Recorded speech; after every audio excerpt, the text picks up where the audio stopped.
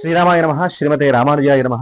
భద్రాచల క్షేత్రంలో వైకుంఠ ఏకాదశి మహోత్సవాలు అత్యంత ఘనంగా నిర్వహించబడుతున్నాయి.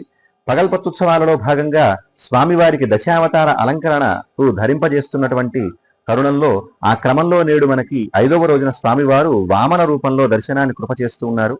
ఈ వామన రూప కథని మనకి పురాణాలు అత్యంత వైభవంగా వర్ణించడం జరిగింది. పూర్వం బలిచక్రవర్తి అనేటువంటి చక్రవర్తి ప్రహ్లాదుడి యొక్క మనమడు. ఈయన అత్యంత ధార్మికుడు.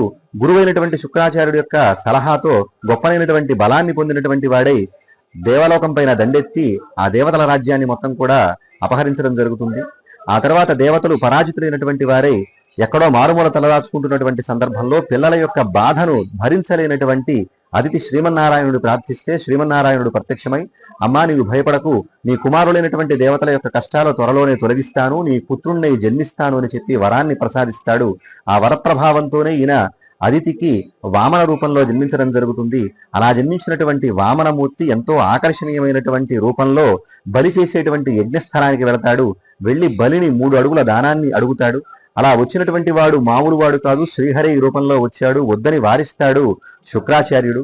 అయినప్పటికీ కూడా ఆదిని శ్రీపతి కొప్పుపై అని చెప్పినట్లుగా, అయ్యా సర్వలోకాలకు కూడా అభయాన్ని ఇచ్చేటువంటి చెయ్యి, అందరి యొక్క కష్టాలను కూడా కలతీర్చేటువంటి చెయ్యి, అటువంటి చెయ్యి కిందై నా చెయ్యి పైనైతే దానికన్నా అదృష్టం ఉంటుందా అని చెప్పి భావించినటువంటి బలిచక్రవర్తి శుక్రాచార్యుడి యొక్క మాటలు పక్కన పెట్టి సానందంగా సమర్పిస్తాడు 3 అడుగుల దానాన్ని. ఒక్కసారిగా వామనుడు వెంటనే త్రివిక్రమ రూపాన్ని ధరిస్తాడు. ఎంత గొప్పనైనటువంటి రూపమైతే కూడా అది అద్భుతమైనటువంటి రూపంగా మనకి పురాణాలు వర్ణిస్తాయి.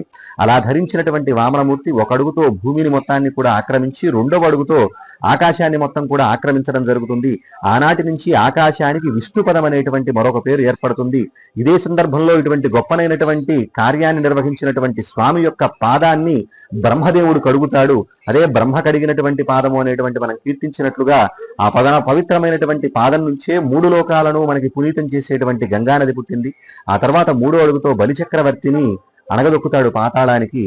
ఇలా మళ్ళా ఇంద్రుడికి పునః తన సర్వసంపదలను ప్రసాదించినటువంటి అవతారంగా వామనమూర్తి విఖ్యాతి చెందాడు. ఇటువంటి వామనమూర్తిని ఎవరైతే దర్శిస్తారో వారికి సర్వసంపదలు కూడా సిద్ధిస్తాయని, గురుగ్రహ సంబంధమైనటువంటి దోషాలన్నీ కూడా తొలగిపోతాయని మనకి పురాణాలు చెబుతున్నాయి.